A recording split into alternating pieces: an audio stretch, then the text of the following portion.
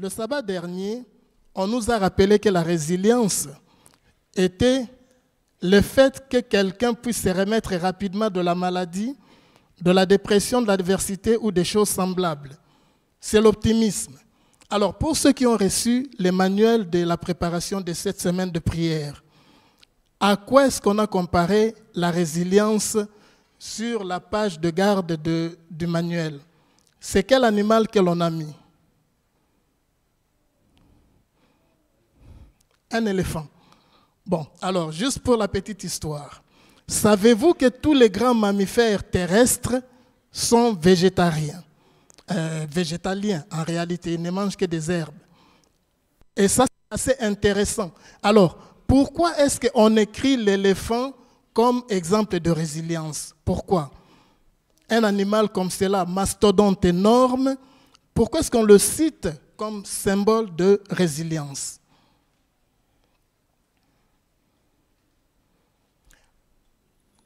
Vous avez une idée? Vous savez que l'éléphant peut tuer un tigre. Et c'est pour cela d'ailleurs que dans la jungle, on l'utilise beaucoup comme monture, parce que non seulement il porte les gens sur son dos, mais avec sa trompe, il peut abattre tout un tigre, il peut le tuer. Un animal qui est plus puissant que les plus grands des carnivores que l'on a sur la terre, mais qui se laisse aussi facilement dompter par un humain qui est tout petit à côté de lui. On cite l'éléphant pour la résilience parce que c'est quelque chose, c'est un animal qui est capable de retenir les choses et de se souvenir très longtemps après. D'ailleurs, on parle toujours de la mémoire d'éléphant. Et donc, l'éléphant se souvient souvent de très bonnes choses qu'il a vécues dans sa vie. Ainsi, quand un éléphant qui a été bien traité par un humain voit cet humain maltraité par quelqu'un d'autre, il se souvient qu'on est en train de maltraiter mon ami et il prend la défense de son ami. Un exemple de résilience à toute épreuve. Aujourd'hui, nous allons parler de la deuxième partie de la résilience. Et en parlant de la résilience de celui qui peut se remettre de sa maladie, on cite souvent la salamandre. Pourquoi est-ce qu'on cite la salamandre pour vous? Ou l'autre animal que l'on appelle Axioli, quelque chose comme ça. Pourquoi est-ce qu'on cite la salamandre comme exemple de résilience de quelqu'un qui peut se remettre de sa maladie ou qui peut guérir du mal qu'il aura subi? Vous le savez. On a déjà parlé des salamandres. Quelle est sa caractéristique? Pardon? Il se régénère. La salamandre se régénère. Vous lui coupez un bras et le bras repousse. Allez, après quelques temps. Mais le bras repousse. Et d'ailleurs, on étudie beaucoup la salamandre pour voir comment est-ce qu'on peut utiliser ses propriétés dans la chirurgie réparatrice chez les humains, notamment en utilisant les cellules souches et d'autres techniques que les transhumanistes aiment beaucoup par rapport à l'amélioration, à l'homme augmenté. Et donc la salamandre est quelque chose que l'on cite très souvent dans ce cas-là. Mais la résilience n'est pas seulement le fait de se remettre d'un traumatisme. La résilience, c'est aussi le fait de reprendre la forme initiale ou la position originale après avoir été plié, compressé ou étiré. Le texte d'aujourd'hui, 2 Corinthiens 4, 8 à 9, nous dit « Nous avons été pressés, mais nous n'avons pas été détruits, anéantis. » Et la deuxième résilience, c'est le fait d'être plié, compressé ou étiré et de reprendre sa forme originale. Avez-vous des exemples par rapport à cette résilience? Oui. Pardon? Oui. Oui, ok, d'accord, oui. Quoique le métal, quand il plie, il ne revient pas à sa position initiale de lui tout seul. Il faut le faire revenir. Ça dépend de quel métal. D'accord, merci. Des alliages, tous ces consorts, on peut... Ok, d'accord, merci. La quoi?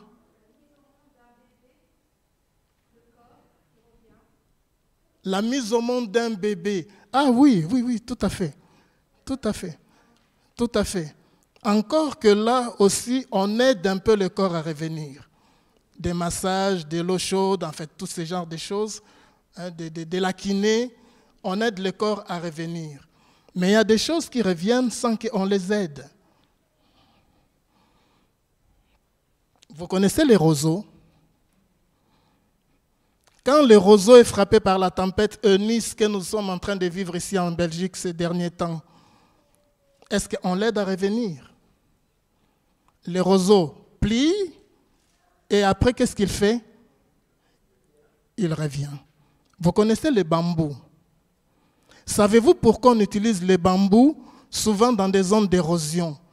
Avec sa capacité à retenir l'eau et à retenir la terre sur laquelle elle est, le bambou est un arbre juste magnifique, formidable, dont on n'a pas idée.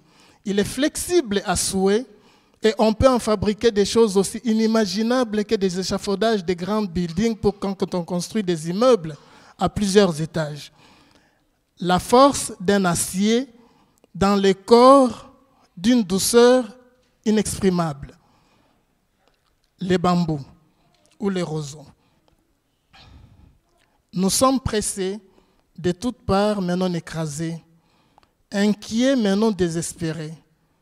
Nous sommes persécutés, mais nous ne sommes pas abandonnés, abattus, mais nous ne sommes pas anéantis. Nous avons pris l'exemple de la pression du citron. Quand le citron, on le presse, il ne peut pas prétendre qu'il n'est pas anéanti. Le citron pressé est anéanti, le jus est parti, il reste flasque et il ne revient pas à sa formule originale. À la rigueur, on pourrait parler du papier pressé. Hein, la presse à papier, pardon. Quand on presse un papier, il est toujours bon. Il est tellement fin qu'il reste ce qu'il est. Mais on parle souvent de la résilience de la balle de tennis en caoutchouc. Une résilience à toute épreuve. Alors, c'est quelque chose que l'on tord dans tous les sens et que l'on fait rebondir à des kilomètres effarants, à des kilomètres à l'heure effarants quand on joue au tennis, mais il revient et il garde toujours sa forme originale. C'est au point que vous avez peut-être déjà remarqué, certaines voitures sur leur boule de remorquage mettent souvent une balle de tennis parce que quand ils sont en train de garer, voilà, ça aide à ne pas emboutir les voitures derrière, tout ce qu'on sort. Le caoutchouc, c'est juste un matériel, quand on l'a découvert, c'était une révolution énorme. Alors, nous allons prendre les textes un à un. Nous parlons ici d'inquiets mais non désespérés. Nous sommes pressés mais non écrasés, inquiets mais non désespérés. Nous savons bien que la vie n'est pas facile. Ce n'est pas un cours d'eau long et tranquille où tout se passe comme si il n'y avait pas de misère, il n'y avait pas de difficultés. Nous pouvons être inquiets. Il y a beaucoup d'inquiétudes. Les parents, aujourd'hui, on discutait en fait pendant la semaine des prières par rapport justement à l'éducation des enfants et on était en train de se faire la réflexion, quelqu'un en tout cas nous a fait la réflexion, mais ça ne vaut plus la peine de mettre des enfants au monde aujourd'hui. Parce que ces enfants que l'on met au monde aujourd'hui, mais quel monde on est en train de préparer à leur laisser? Moi, je pense autrement. Parce que je crois qu'à notre époque, les parents se disaient la même chose aussi. Vous vous souvenez, Jésus disait, il en sera de même comme du temps des mariés. Les hommes s'est mariés et du temps de Jésus, les gens croyaient certainement que c'était la pire des périodes et qu'il ne fallait peut-être plus mettre des enfants au monde. Les gens souffraient sous les jougs romains et ils ne voyaient pas d'espérance devant eux et beaucoup se disaient certainement que ça ne sert plus à rien de mettre au monde des enfants. Alors que parmi les enfants que nous mettons au monde, nous ne maîtrisons pas leur cours de la vie, leur avenir. Nous ne savons pas si parmi ces enfants-là, Dieu suscitera des Élie, Dieu suscitera des Samuel, Dieu suscitera des David. Donc cela ne nous appartient pas de décider si nous devons mettre des enfants ou pas au monde aujourd'hui. Parce que l'histoire, ce n'est pas nous qui la maîtrisons, c'est Dieu qui la maîtrise. Nous ne devons pas être désespérés. Nous pouvons avoir des inquiétudes. Qu'est-ce que je ferai pour mes enfants? Qu'est-ce que je ferai pour ma famille? Qu'est-ce que je ferai dans l'église? Qu'est-ce que je ferai comme travail? Vous savez qu'aujourd'hui, on dit que demain, 52% des métiers, des professions que nous connaissons aujourd'hui disparaîtront. On le sait. Par exemple, le métier de comptable, c'est un métier qui est appelé à disparaître. Parce que la comptabilité se fait de plus en plus avec des logiciels. Vous avez des logiciels performants comme SAP, pour ne pas le citer. Ici, bon, voilà, on est entre nous, il n'y a pas de pub à faire par rapport à ça. Il y a des logiciels comme Bob qui sont déjà utilisés depuis longtemps. La comptabilité est faite par des logiciels. Et donc, demain, on n'aura plus nécessairement besoin de comptables humains, on aura peut-être encore besoin des réviseurs d'entreprise, des experts comptables. Mais les comptables qui saisissent les chiffres, on n'en aura plus besoin parce qu'il y a ce qu'on appelle l'OCR, l'océrisation, des logiciels qui scannent les factures et qui les lient et qui les processent et qui les payent. Même dans certains métiers médicaux, les opérations qui se font à distance. Un robot est là, le chirurgien est aux États-Unis et il commande les robots qui font l'opération très fine dans le corps.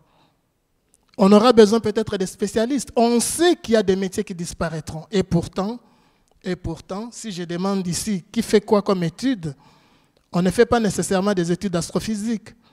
On continue encore à étudier la comptabilité. On continue encore à étudier la sociologie.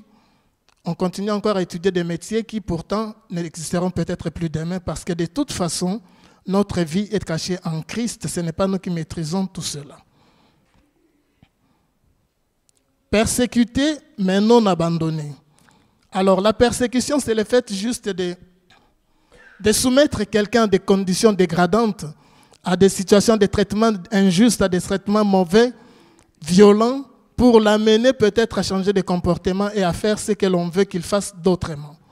Vous savez, la persécution qui a frappé les chrétiens pendant le Moyen-Âge, où celui qui n'était pas reconnu fidèle à l'Église catholique, à la doxa, était brûlé sur le bûcher, et que donc on demandait juste une chose, renie ta foi et on te laisse la vie. On se souvient toujours de cette histoire de Galilée, à qui on avait dit, dis que tu n'as pas trouvé, qui redit que la terre est plate, elle ne tourne pas, elle n'est pas ronde, et on te laisserait la vie. Et il déclare, et pourtant, elle s'émeut. Et donc on a vu que la persécution frappait de façon différente certaines personnes par rapport à leur position idéologique ou philosophique ou religieuse. Nous sommes persécutés d'une certaine façon. Nous sommes persécutés parce que nous ne pouvons plus parler de certains sujets calmement sans être poursuivis en justice. Nous ne pouvons plus prêcher de certains sujets du haut de la chair sans être accusés et poursuivis en justice. Et vous savez que ce genre de sujets deviennent de plus en plus nombreux. Nous sommes soumis à une certaine pensée unique qui, quand on aime la justice, fait souffrir. Parce qu'on voit autour de nous, imaginez un seul instant Lot à Sodome et Gomorrhe. Imaginez Lot à Sodome et Gomorrhe. Il connaissait Dieu. Il savait ce qui était bien à faire. Mais il vivait autour d'un peuple qui était devenu injuste, violent et méchant. Imaginez un peu sa souffrance. Vous vous souvenez de cette histoire de Lot quand les anges arrivent chez lui? Ou juste parce qu'il voulait que les anges ne soient pas touchés, il va aller à une extrême dont aucun parent ne voudrait entendre parler aujourd'hui. Qu'est-ce qu'il a fait? Il a donné sa fille. Imaginez la souffrance de ces messieurs qui aimaient sa fille et qui la protégeaient jusque-là. Mais voyant l'horreur que les habitants de son pays voulaient faire aux anges, il dit, prenez au moins ma fille et faites ce que vous voulez d'elle. Mais quelle horreur! Est-ce que nous ne souffrons pas autour de nous quand nous voyons les gens souffrir, alors que nous savons qu'il y a possibilité que tout ce monde puisse vivre plus ou moins décemment? Quand nous savons qu'il y a des gens qui thésaurisent 100 milliards, 200 milliards, savez-vous les compagnies de la CAC 40 en France, l'année dernière, ils ont fait combien de bénéfices? Combien? Oui, mais des milliards, combien plus ou moins? Plus de 200 milliards d'euros de bénéfices dans un environnement difficile et malsain où beaucoup de petits restaurateurs ont fermé boutique, ont fait faillite, mais eux, ils ont brassé plus de 200 milliards d'euros de bénéfices qu'ils sont en train de distribuer en dividendes par rapport à l'an dernier. Ce n'est pas injuste ça? Quand les citoyens réclament un peu d'amélioration, un peu d'augmentation de leur salaire, de leur situation salariale, on leur dit, on ne peut pas augmenter votre salaire, sinon l'inflation va augmenter. Et pourtant, on distribue des bénéfices mirobolants, des dividendes à des personnes qui n'en ont en réalité pas besoin. Parce que ces milliards de plus ou de moins, ils n'en ont rien à faire. Sinon, peut-être l'utiliser en influence pour acheter des votes, maîtriser des États. Et tout cela, c'est injuste. Nous le savons, en fait. Je crois que nous le savons. Et j'espère que nous en souffrons. Par rapport à ceux qui n'ont rien et qui ne savent plus rien faire, des personnes qui souffrent de cancer aux États-Unis, qui n'ont pas la bonne carte médicale et qui ne peuvent pas se faire soigner. Parce que pour se faire soigner aux États-Unis des cancers, par exemple, il faut au moins dans les 400 000 euros. Alors imaginez ces messieurs qui, quand il était étudiant, s'est endetté plus ou moins à 100 000 euros jusqu'à 200 000 euros quand ils font des études de médecine. Il a toute une dette qui le suit, qui est sur sa tête. Il a pris encore une dette pour la maison. Le monsieur doit aux banques 500 000, 1 million d'euros ou de dollars. Et un jour, sa femme tombe malade et il ne sait pas la faire soigner parce qu'il n'a pas la bonne carte médicale. N'est-ce pas injuste ça? La persécution, ça nous fait souffrir. Mais est-ce que nous abandonnons? Non. Car la Bible nous déclare que nous ne sommes pas de ceux qui quittons. Nous ne sommes pas de ceux qui abandonnons. Nous sommes de ceux qui continuent à regarder devant parce que Dieu a de belles promesses pour nous. Abattus, mais non anéantis. C'est vrai, nous pouvons être abattus. Quand une femme en Syrie voit la bombe tomber sur sa maison et que sa famille meurt, elle a le droit d'être abattue. Quand une maman au Mali voit son enfant mourir de faim, qu'elle n'a rien à lui donner, alors que juste à côté, Areva est en train de pomper l'uranium qui ne profite pas au pays, ils ont de quoi être abattus. Et cela est injuste. Mais le chrétien est appelé à la résilience. Le chrétien est appelé à tenir debout et à ne pas baisser les bras. Mais pourquoi est-ce que certaines personnes tiennent debout et que d'autres ne tiennent pas debout? Nous allons voir une petite vidéo que l'on a appelée le test de la marshmallow. Je ne sais pas si vous avez déjà entendu parler de ça. Quelqu'un a déjà entendu parler du test de marshmallow? D'accord. On va suivre la vidéo quelques 4 minutes et on va voir plus ou moins de quoi il s'agit. Merci beaucoup.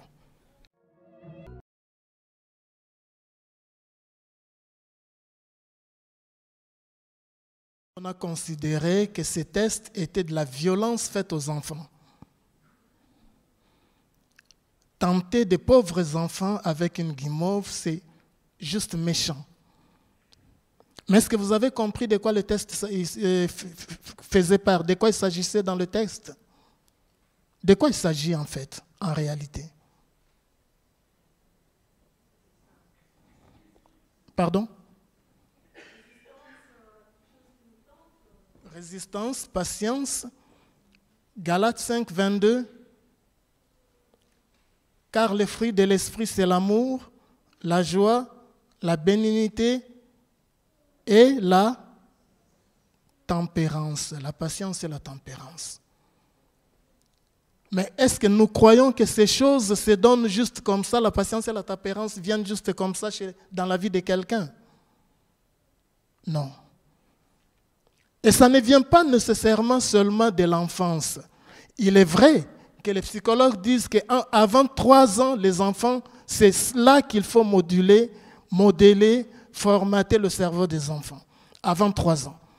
Parce qu'après 3 ans, ça devient beaucoup plus difficile. Et les enfants qui ont été testés, c'est entre 4 et 5 ans à la maternelle de l'université de Stanford aux États-Unis, une des universités très performantes au monde. Et les tests montrent que les enfants, en réalité, qui ont passé ce test, c'est-à-dire qui l'ont réussi, viennent de familles résilientes. Et on a estimé que ce n'est pas seulement parce qu'ils ont été bien éduqués avant leurs 3-4 ans, c'est parce que leurs parents étaient déjà résilients. Vous savez ce que c'est que l'autonomie. Vous savez qu'on parle aux bébés quand ils sont dans le ventre de leur mère. Et on considère que les enfants qui sont dans le ventre de leur mère entendent, écoutent, captent, sont éduqués. On va même plus loin. On a commencé une analyse, une enquête dans les années 1850 à peu près, auprès des femmes qui étaient fumeuses, qui fumaient du tabac à cette époque-là. On a poursuivi sur plusieurs générations. C'était encore le début des grandes enquêtes statistiques. Et on a considéré que les enfants, les petits-enfants qui venaient des familles où les mères étaient des fumeuses invétérées et qui fumaient encore pendant qu'elles étaient enceintes, étaient susceptibles de naître avec des problèmes de cerveau. Donc ce n'est pas seulement l'éducation infantile qui marque. Ce n'est pas seulement le fait que quand tu es enceinte, tu te préserves de ne pas consommer certaines choses, de ne pas parler de certaines choses parce que ton bébé t'entend, de ne pas regarder certaines choses parce que ça entre en toi, de ne pas écouter certaines choses. Mais c'est aussi par rapport, et c'est là que l'on comprend encore mieux cette parole de la Bible qui dit que Dieu aime jusqu'à la 1000e génération et il punit jusqu'à la 4e génération. Oh, ce n'est peut-être pas Dieu nécessairement qui punit, mais l'héritage que l'on transmet sur ses enfants, on parle par exemple des pensées nazies, des enfants qui vivent dans des familles où les parents ont des pensées racistes, extrêmes. Eh bien, ça se transmet comme ça des pères, des grands-pères à petits-enfants. Le test de Marshmallow est quelque chose d'assez intéressant pour montrer comment la résistance au stress du moment peut déterminer, entre guillemets, toute une vie. Il est vrai qu'avec Christ, nous vainquons tout, nous brisons toutes les chaînes. Et que si tu es né dans une famille dysfonctionnelle, avec Christ, tu peux renverser la vapeur. Parce que Christ nous sauve. Il est vrai. Mais après combien de difficultés? Nous avons déjà parlé ici du test, un test français, Les héritiers. Le livre s'appelle Les héritiers, d'un psychologue français Bourdeau, dans les années 68-69 à peu près. Et le livre qui s'appelle Les héritiers dit qu'à l'université, les enfants des professeurs réussissaient beaucoup plus que les enfants qui venaient des classes populaires. Et on a expliqué que c'est parce que ces enfants des professeurs, à la maison, ils mangent la science. Ils ne passent pas leur temps à regarder les Marseillais à Dubaï. Ils ne passent pas leur temps à regarder ou à enregistrer les 1000 épisodes des Feux de l'amour. En réalité, à table, ils mangent la science. Les parents qui sont scientifiques discutent de la science quand ils mangent. Les enfants apprennent des termes qui sont compliqués pour le commun des mortels et qui deviennent juste naturels pour eux. Juste naturels pour eux. La résilience familiale commence par la résilience personnelle. Et la résilience personnelle, c'est quelque chose que les enfants peuvent et les parents peuvent influer. Comme nous le disons, il n'y a pas de condamnation. Celui qui n'est pas né dans une famille résiliente peut, s'il le décide, devenir résilient et réussir bien. Mais il teste toujours les possibilités comme ça de prendre des élèves des écoles populaires pour les mettre à la Sorbonne ou à Sciences Po. Et on sait que beaucoup fuient l'école d'eux-mêmes. On leur donne la bourse, mais le niveau est tellement haut, ils n'ont jamais été préparés à cela, qu'ils fuient l'école, ils abandonnent la bourse, ils quittent, ils continuent, ils vont faire quelque chose de différent. Parce qu'ils n'ont pas été préparés. Donc tout le monde peut y arriver. Mais il y en a de ceux qui arriveront beaucoup plus facilement parce qu'ils auront été préparés par des familles résilientes, alors que d'autres y arriveront comme si c'était du beurre.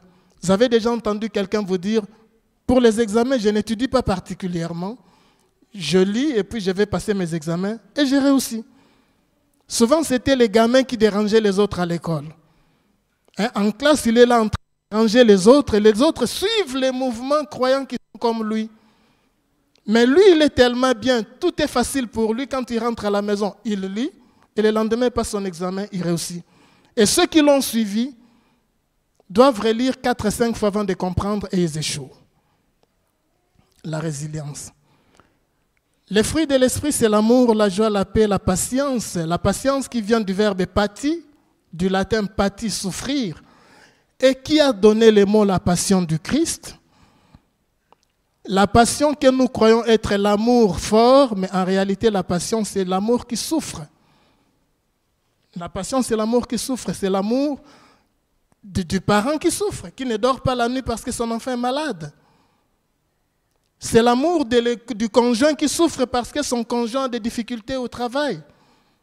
La passion, c'est l'amour peut-être, mais c'est un amour qui accepte de souffrir avec l'autre. La fidélité. Aujourd'hui, quand on parle de fidélité, on te regarde comme si tu étais un ovni. Parce que le monde ne parle plus fidélité.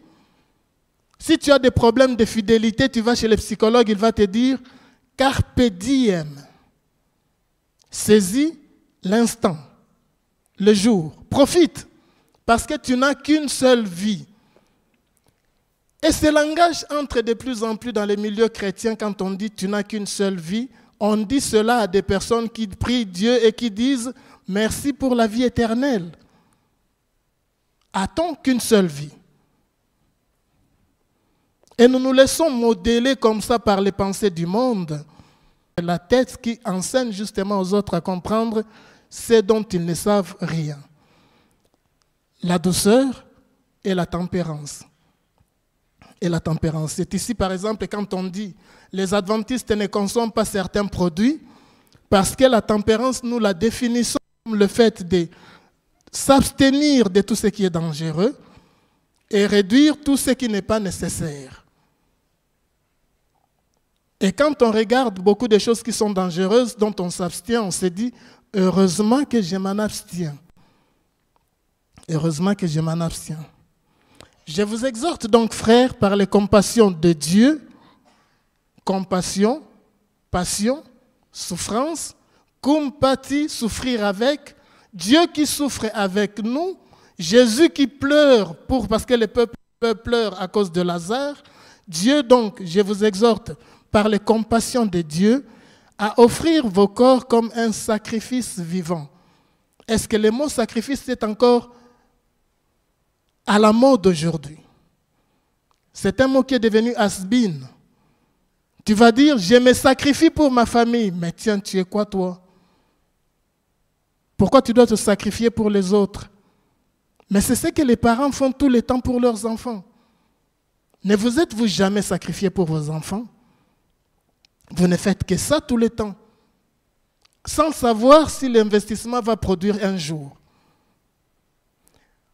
Je me parlais d'une dame qui venait de décéder dernièrement à Braine-le-Château.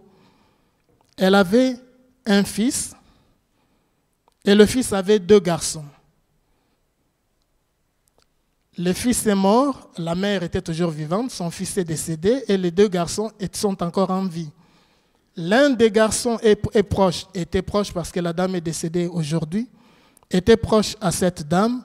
L'autre garçon ne s'en souciait même pas. Il dit, je ne vais pas me sacrifier pour cette personne dont je ne cite pas le nom parce que ce n'est pas le lieu ni le moment. Je ne veux pas me sacrifier pour elle, je l'oublie, elle n'existe plus dans ma vie. Sauf que cette dame avait des assurances vie, avait des propriétés immobilières. Et donc, quand elle a voulu faire son testament, elle a voulu déshériter les petits-fils ingrats. Et le notaire lui a dit, si tu vas sur ce terrain, il faut être sûr que tu as toutes les preuves que tu les déshérites parce qu'il t'a fait du mal. Parce que si tu n'as pas de preuves, en fait, tu vas laisser des procès à ton autre petit-fils. Puisque si l'autre veut aussi hériter de toi, il va poursuivre l'autre petit-fils et ça va vous coûter beaucoup plus cher que rien. Arrangez-vous plutôt. Un petit-fils qui ne voulait pas se sacrifier pour sa grand-mère, mais qui, quand sa grand-mère est décédée, s'est pointé devant le notaire pour dire quelle est ma part d'héritage. Sacrifice. On ne connaît plus ces mots. Parce qu'on ne vit plus qu'une fois. Ceux qui savent qu'ils auront une vie éternelle comme Moïse se sacrifient pour les autres. Moïse qui a passé 80 ans de sa vie à se sacrifier pour les autres.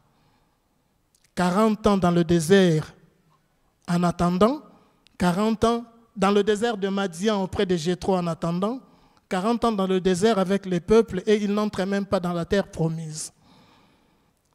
Ce qui sera de votre part un culte raisonnable.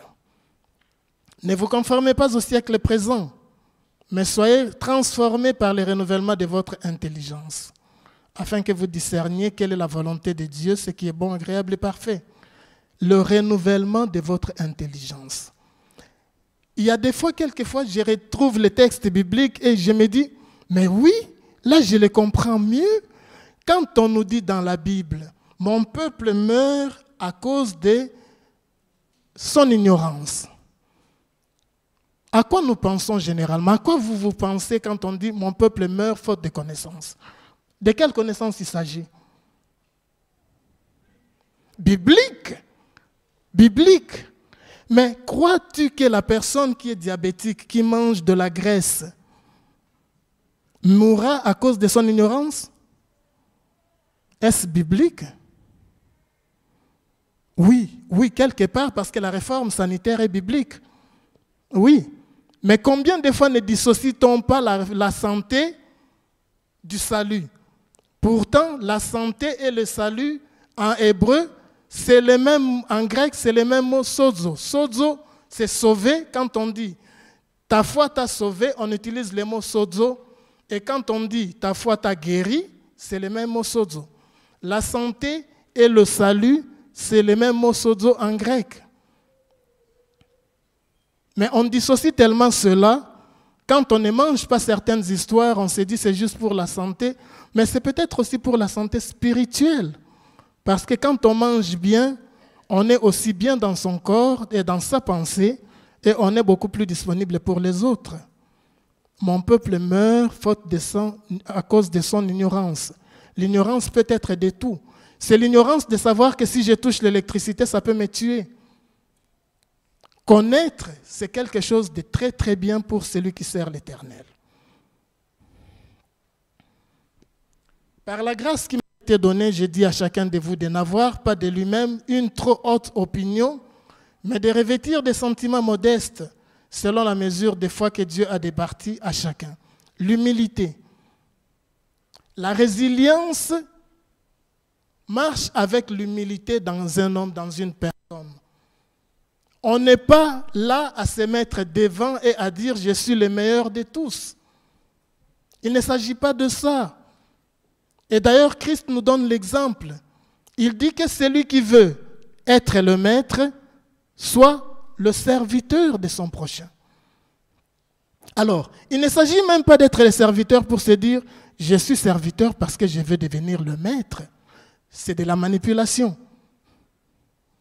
Il s'agit de se dire « quand je sers l'autre, je suis en réalité maître de moi. Quoi qu'il advienne. Si je serai élevé après avoir servi l'autre, gloire à Dieu. Si je ne serai pas élevé après avoir servi l'autre, gloire à Dieu. Est-ce que Barack Obama savait quand il était assistant social à Chicago, savait-il qu'il serait nécessairement président? Peut-être qu'il s'est préparé pour la présidence. Mais cela n'est pas plié dès le début. Quand il abandonne son travail dans un grand cabinet d'avocats et qu'il va être assistant social sur le terrain, c'est un défi, c'est un challenge qu'il se met et qui n'est pas nécessairement payant. On ne sait pas ce qui arrivera après. Et peut-être qu'en servant les autres, tu y prends tellement plaisir que tu te dis « j'ai trouvé ma vocation ». C'est peut-être ça que je dois apprendre à faire. L'humilité, juste l'humilité qui nous pousse à faire ce que nous attendons des autres et nous le faisons en donnant l'exemple. Ainsi donc, avant de construire des familles résilientes, nous devons être résilients. Nous devons être des personnes résilientes. Des personnes qui, quand elles plient, parce que quelquefois il faut que nous plions. Vous vous souvenez, Paul a dit, il faut que je diminue pour que lui, il fasse quoi? Il croisse. Mais ce n'est pas seulement Dieu à qui nous laissons la croissance quand nous diminuons. C'est aussi quelquefois à l'autre. Quand nous nous mettons en retrait pour que l'autre puisse avoir de la lumière. Quand nous nous mettons en retrait par rapport à nos enfants pour qu'ils puissent avoir de la lumière. Quand nous les élevons. Quand nous les complimentons. Quand nous les complimentons. Hier, nous rappelions qu'on estime que dans la journée, on a au moins une injustice que l'on subit, au moins une injure, au moins une agression, de quelque sorte qu'elle soit. On nous insulte, on nous calomnie, on nous attaque, on nous parle mal, au moins une. Combien de compliments faut-il pour renverser une agression? Avez-vous une idée? Les psychothérapeutes estiment que pour renverser une agression sur la journée, il faut au moins 10 compliments dans la journée. Faites-vous 10 compliments à vos enfants dans la journée? Alors ça peut être redondant. Tu es en train de faire la vaisselle, à un moment tu regardes, tu dis, tu es beau mon fils. Alors, moi j'ai grandi dans une certaine culture où on disait, fais pas trop de compliments parce que ça donne les gros coups. Hein? C'est ce qu'on dit. Hein? Mon Dieu, l'enfant a besoin d'entendre les bonnes choses parce que la société ne les lui donnera pas nécessairement. Quand il va dehors et qu'il est harcelé à l'école, s'il ne reçoit pas la dose de ses compliments journaliers à la maison, qu'est-ce qui lui donnera la force de continuer à s'aimer, de continuer à se valoriser, à se considérer comme quelqu'un de bien, d'utile, si les parents ne renversent pas la vapeur? C'est ça le combat de l'éducation. C'est ce que frère Vincent nous disait. Quand les enfants vont être perturbés par l'éducation extérieure, si on ne sait pas les garder à la maison pour leur donner l'école à la maison par correspondance éventuellement, on peut au moins essayer de renverser ce que le monde leur aura inculqué dans la tête. Alors l'enfant va à l'école. On lui dit, nous descendons du singe. Nous avons évolué pendant 3 milliards d'années. Tous ces consomment. Et tu dis à la maison à l'enfant, retiens. Et quand on te posera les questions à l'école, réponds parce que tu as besoin de ces points. Mais en même temps, on fait de ces enfants des schizophrènes parce qu'on lui dit, mais tu sais quelle est la vérité. Réponds-leur parce que c'est ce qu'ils veulent entendre. Mais tu sais quelle est la vérité. Combien de fois tu dois les lui dire pour qu'ils retiennent ce que toi tu lui dis contre ce que l'école met dans sa tête? 10 fois. Tu es belle, ma fille. Ah, tu es gentille, ma fille. Et la fille, vous savez, quand vous faites des compliments comme cela, ça provoque quelles hormones dans la tête de quelqu'un? De la dopamine. De la dopamine. La dopamine, ça a donné le mot la dope. La dope? La dope? La dope, hein? L'herbe? La drogue? Mais là, c'est une drogue naturelle que Dieu a mise dans nos têtes. L'hormone de bonheur, la dopamine. Quand on entend des bonnes choses, ça nous fait du bien. Ça fait du bien à l'enfant d'entendre des bonnes choses. C'est dans les maisons, dans les familles que l'on élève des enfants résilients qui seront un jour utiles à la société. Les Américains ont cette habitude de dire que l'échec n'est pas l'échec. L'échec, c'est juste le commencement de quelque chose. Cela est tellement vrai que dans beaucoup d'écoles américaines, par exemple, il n'y a pas de tests, il n'y a pas d'examen. Parce que le but n'est pas nécessairement d'examiner l'enfant à un moment T. Le but, c'est de donner des instructions, des enseignements, des compétences à l'enfant et qu'il soit capable de les faire quelques jours quand il sera adulte. Il y a donc des écoles même en Europe qui ont suivi ces méthodes et qui ne donnent plus des examens. Je ne dis pas que c'est bien ou c'est... Je dis, quand ton enfant échoue à l'école, tu lui dis quoi? Tu es un cancre? Ou tu lui dis, tu pouvais bien faire, tu sais, ok, ce n'est pas grave, remets-toi au travail, la prochaine fois sera la meilleure. C'est ce qu'ils disent, failure is a lesson learned. L'échec, c'est une leçon apprise, et le succès, c'est une leçon appliquée. Ah, moi, j'aime cette autre parole. de Thomas Edison, hein, l'inventeur de l'ampoule, qui disait « I have not failed, I've just found 10,000 ways that won't work ».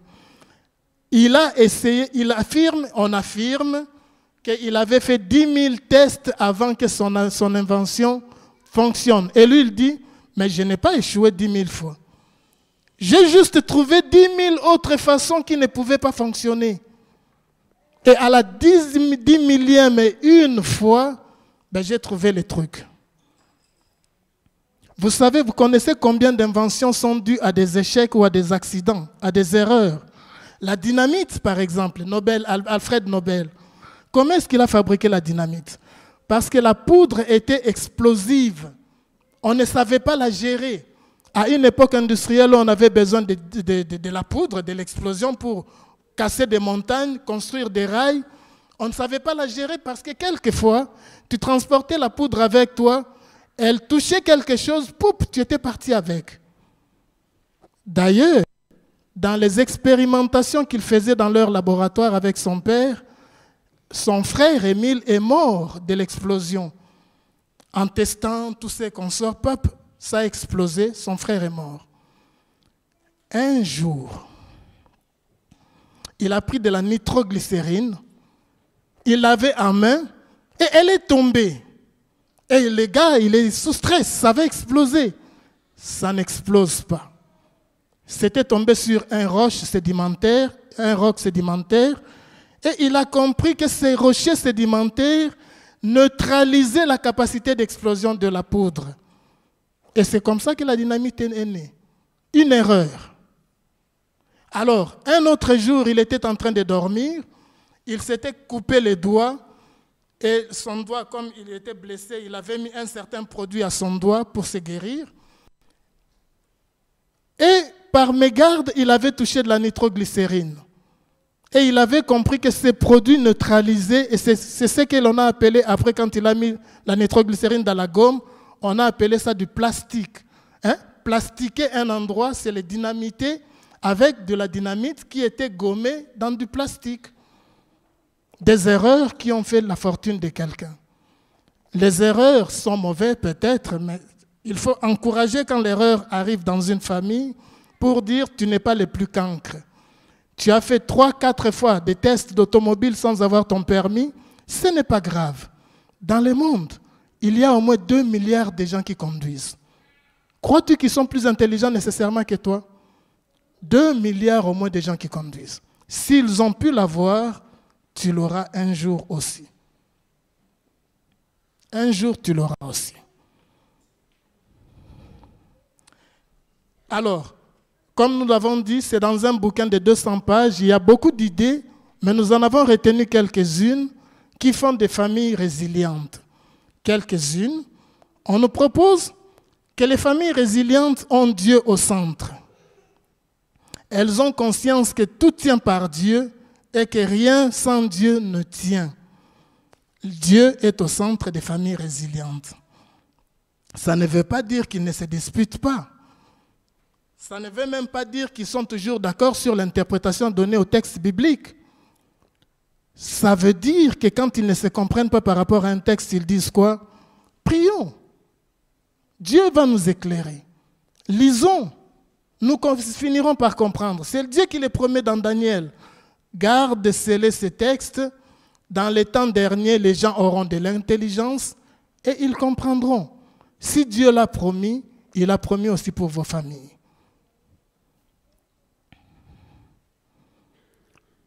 Les familles résilientes passent du temps biblique d'études et de prières pour se rapprocher de Dieu. Savez-vous que beaucoup de personnes, j'exagère, certaines personnes utilisent ces moments de prière pour de la culpabilisation. Ainsi, quand tu entends de parler, je ne sais pas moi, de la douceur de Dieu, et l'autre te regarde comme ça avec des yeux en faïence en disant, toi-même, est-ce que tu es doux? Les moments bibliques ou de prière ne servent pas à ça. Parce que sinon, vous n'allez plus le faire. Les moments bibliques sont des moments de présence en Dieu. On laisse tous les autres comptes non apurés de côté. On apprend la parole de Dieu. Quand il faut apurer les comptes, on trouve un autre moment pour apurer les comptes. Ce n'est pas le moment de règlement des comptes. Les familles résilientes ont une dose de confiance suffisante en eux-mêmes, chacun en lui et en l'autre. Alors, j'ai vu une vidéo que je n'ai pas prise aujourd'hui. Une femme entraînait son chien à se jeter sur elle par derrière, par le dos. Et quand il disait à son chien « Go !» et le chien s'est lancé juste comme ça des dos et s'est tombé. Est-ce que le chien savait qu'il tomberait dans les bras de sa maîtresse? Il avait confiance. Elle lui avait dit « Je te soutiendrai ».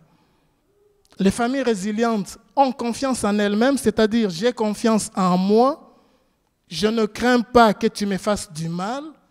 En même temps, j'ai confiance en toi en disant « C'est toi qui dors à côté de moi de toute façon. Si tu veux me mettre, un poignard dans la jugulaire, tu peux le faire. Donc si je n'ai pas un minimum de confiance en toi, je ne dors plus avec toi. » Les familles résilientes ont suffisamment confiance en elles qu'ils peuvent compter les uns sur les autres. Encore une fois, ça ne veut pas dire que tout est bisounours. Il ne s'agit pas de dire que je soutiens tout ce que tu fais, tout ce que tu dis. Il s'agit de dire, si tu dis mal, je te dirai que tu fais mal, tu dis mal. Je te le dirai et nous serons quand même encore frères et sœurs demain. Ce n'est pas parce que nous allons nous disputer aujourd'hui que nous ne serons plus dans la même famille demain. Les familles résilientes savent se stimuler pour le bien et la justice, vers le haut, vers l'amélioration et l'excellence. C'est par exemple l'histoire des compliments, de savoir complimenter son enfant. L'enfant dit « Oui, mais je voulais gagner 8, je n'ai eu que 7. » Ce n'est pas grave, chérie. Demain, tu auras 9. Travaille un peu plus et tu auras ce que tu veux. Et si tu n'as pas 9, tu as 8, c'est déjà bien. Mais voilà, tu encourages. Il ne s'agit pas d'encourager la médiocrité. Il s'agit d'encourager l'évolution, l'amélioration, de dire que tout est possible.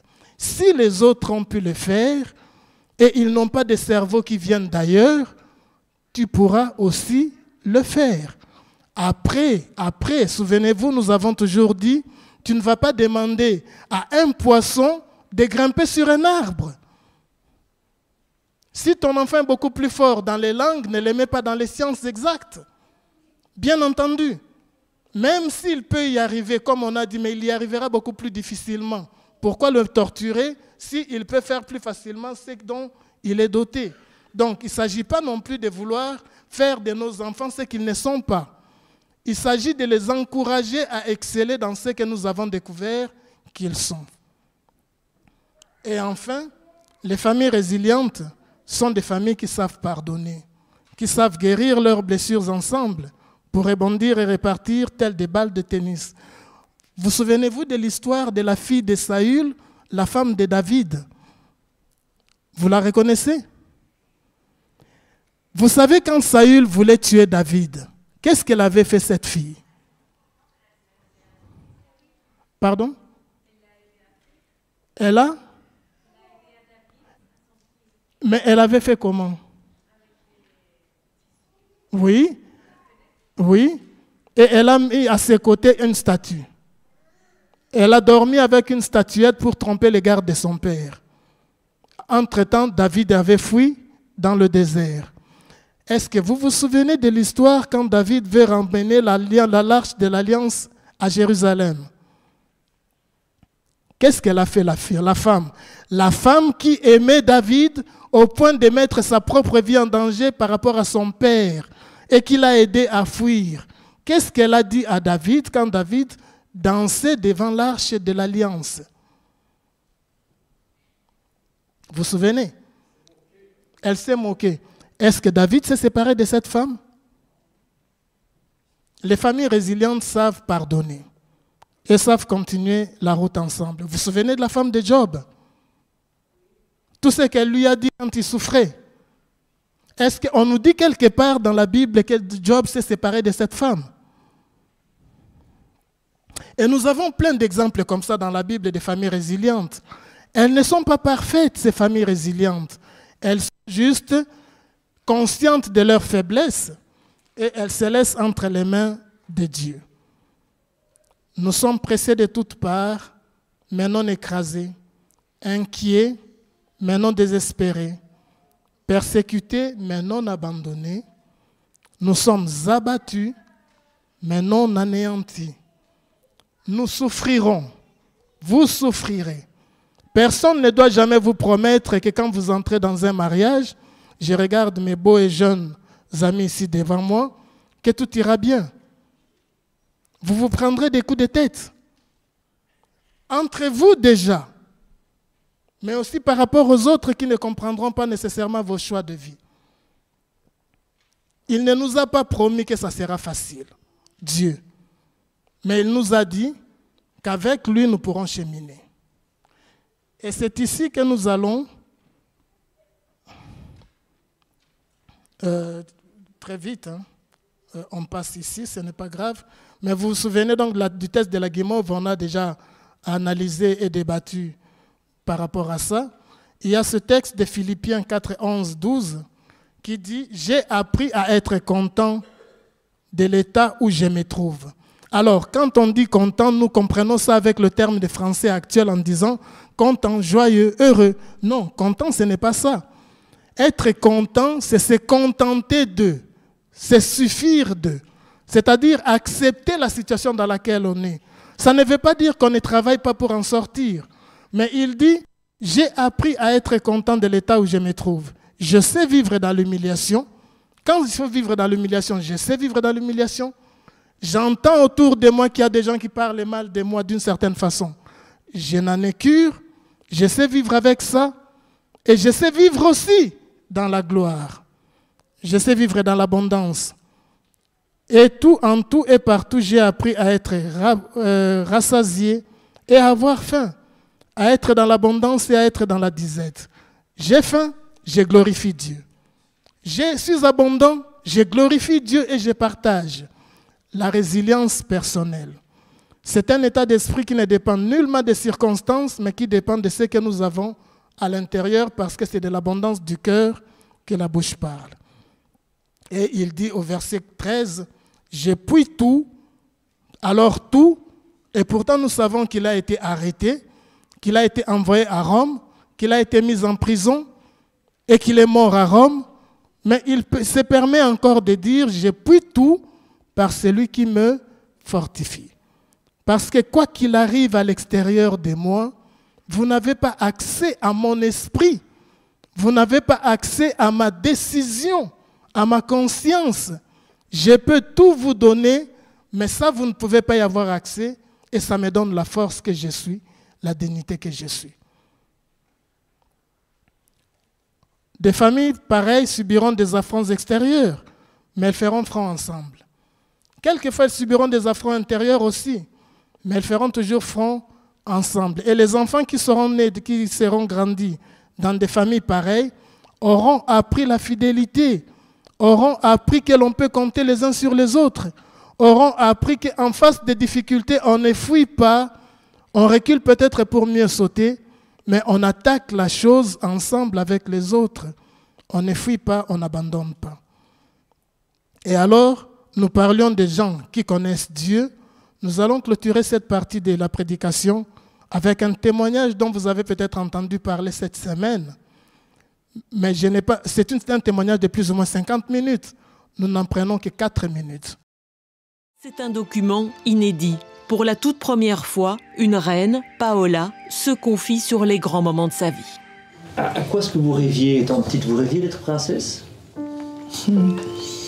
Non, mais ça dépend à quel âge. Évidemment, j'ai rêvé de trouver un compagnon pour ma vie.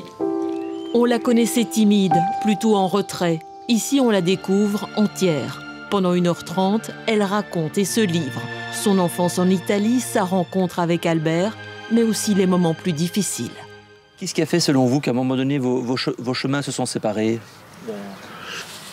Est-ce que je peux le mettre sur le sens qu'on avait une adolescence inachevée? Parce que c'est ça. Parce que ça, vraiment, je ne le referai plus.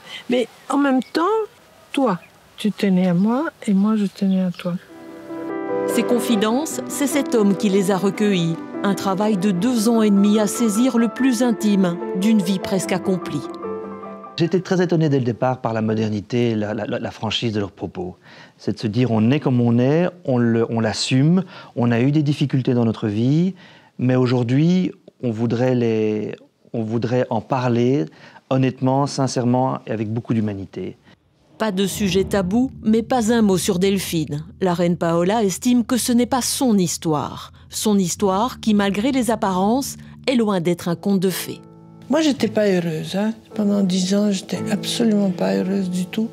Et je sentais que j'avais du désordre. Je ne savais pas où aller. Il y avait ce danger du divorce. À ce moment-là, on ne divorçait pas comme maintenant. Moi, je me dis que si on fait un petit effort dans le mariage, c'est quand même... Il faut parfois plus qu'un petit effort. Un grand effort. Ça vaut la peine. Ça vaut la peine. Se donner le temps. Parce qu'alors, il y a tout d'autres choses. Il n'y a plus la hâte, il n'y a plus le sexe, il y a la tendresse. Et ça, vieillir comme ça, c'est bien. Des souvenirs remémorés aujourd'hui en famille, autour des albums photos. Moi, je suis fier et je suis vraiment heureux de voir mes parents unis. Heureux ensemble. Évidemment, on a été témoins en tant qu'enfants de choses difficiles. Et ça a été difficile pour toute la famille. Il y avait des atmosphères difficiles. On a tous beaucoup souffert. Mais aujourd'hui, vous êtes heureux et c'est quand même une victoire aussi. Il faut le vouloir, c'est courageux. Et ça n'arrive pas tout seul. Cette femme a été trompée par son mari, mais trompée publiquement. Ce n'est pas un petit couple de Molenbeek. Tout le monde savait qu'elle avait été trompée par son mari. Elle ne dit pas « c'était à cause de toi que j'étais malheureuse pendant 10 ans ». Elle dit « nous avons eu une adolescence inachevée ». Enfin, quand les citoyens du royaume, donc comme nous avons difficile à comprendre certaines choses, nous faisons appel au monde pour qu'il puisse nous enseigner. Et donc, nous allons faire très rapidement. J'avais prévu que les anciens, tous les trois, mais je vais appeler juste Djedje. Je demande à Djedje de pouvoir prier parce que nous sommes dans la semaine des familles. Je voudrais que Djedje prie pour les familles qui ne fonctionnent pas bien, qui dysfonctionnent, qui souffrent parce qu'elles ont besoin de la grâce de Dieu. Je voudrais qu'il prie aussi pour les familles qui fonctionnent bien parce que ces familles-là permettent à notre Église de continuer à vivre. Ce sont ces familles-là qui donnent aussi des enfants qui sont présents dans l'Église. Et grâce à elles, nous voulons que Dieu les bénisse et que ça continue à marcher pour eux. Nous pensons aussi à nos jeunes gens qui se mettent en couple ou qui veulent se mettre en couple et n'ont pas encore trouvé quelqu'un, ou qui ont quelqu'un mais ils ne sont pas sûrs est-ce que c'est quelqu'un, c'est le quelqu'un que j'attendais. Que Dieu les bénisse, mais qu'il fasse aussi que ces personnes, nos jeunes, n'attendent pas seulement l'autre, mais se préparent aussi à être le quelqu'un que l'autre attend. Parce que nous mettons toujours beaucoup d'attentes sur les autres, mais quand l'autre me regarde, est-ce qu'il a plaisir à dire « j'ai trouvé quelqu'un » ? Que Dieu nous bénisse aussi à être celui-là. On va prier avec Djedje. Père éternel, nous te remercions pour cette occasion, cette opportunité que tu nous as accordée, une fois de plus de nous rappeler du centre d'évangélisation qui est la famille. Tout au long de cette semaine, tu nous as rappelé l'importance de tenir ferme, de tenir debout, mais pas par nos propres forces, mais en fixant nos regards vers toi, Père éternel.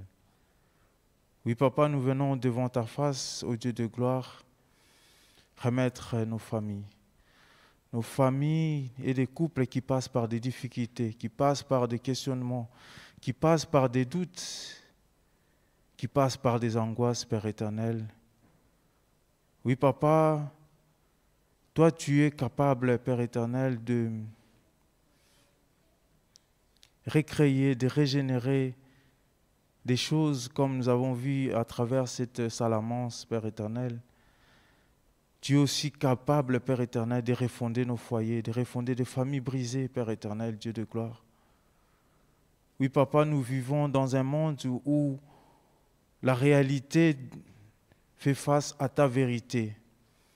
Permets à chacun de nous de choisir ta vérité.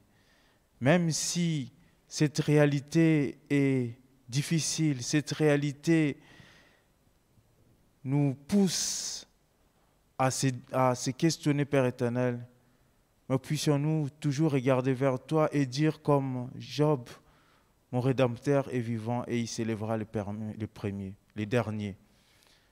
Que nous puissions dire, Père éternel, comme Daniel et ses compagnons, même si, ô roi, tu nous mets dans ce feu, même si tu veux nous mettre dans cette fosse au lion, nous ne régnerons pas les seigneurs, Père éternel.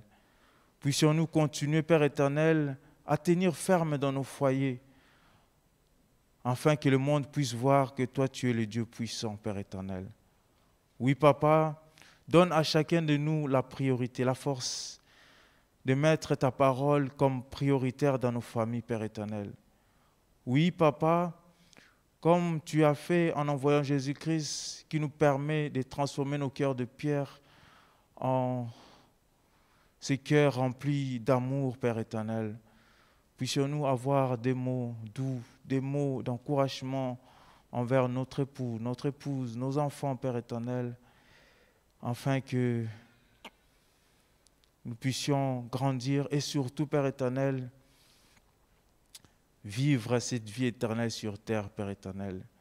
Puissions-nous aussi nous rappeler, Père éternel, au Dieu de gloire, que nous avons comme ambition, que nous avons comme objectif d'aller au ciel en famille.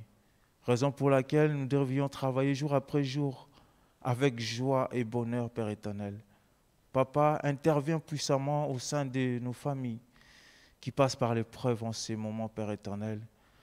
Nous savons combien c'est difficile pour les couples, mais aussi pour les enfants, Père éternel Dieu. Nous savons combien ces épreuves déstabilisent ton évangile, oui, déstabilisent ton témoignage, car nous voyons souvent ces enfants qui passent par ces foyers, quittent l'Église et s'éloignent de toi, Père éternel. Permets à chacun de nous d'être un pilier au sein de cette Église. Permets à chacun de nous d'avoir un mot de tendresse, une pensée de prière envers les couples qui souffrent en ces moments. Mais au-delà de tout, Père éternel, accorde à chacun de nous un discernement, un esprit de discernement. Surtout aux jeunes, surtout à celles et ceux qui se préparent au mariage, afin que leur choix de départ soit déterminant, Père éternel. Nous avons tellement de choses à te demander, Père éternel, mais nous ne te demandons qu'une seule chose, Père éternel, de raffermir notre foi. Jour après jour, Père éternel, afin que nous puissions dire comme Paul, j'ai combattu le bon combat de la foi et j'en suis vainqueur. Sois loué, sois béni, hier et aujourd'hui. Nous te prions tout cela au nom et par le puissant nom de Jésus-Christ à la croix, qui nous donne la force de s'éloigner du mal, qui nous donne la force de rester debout. Amen.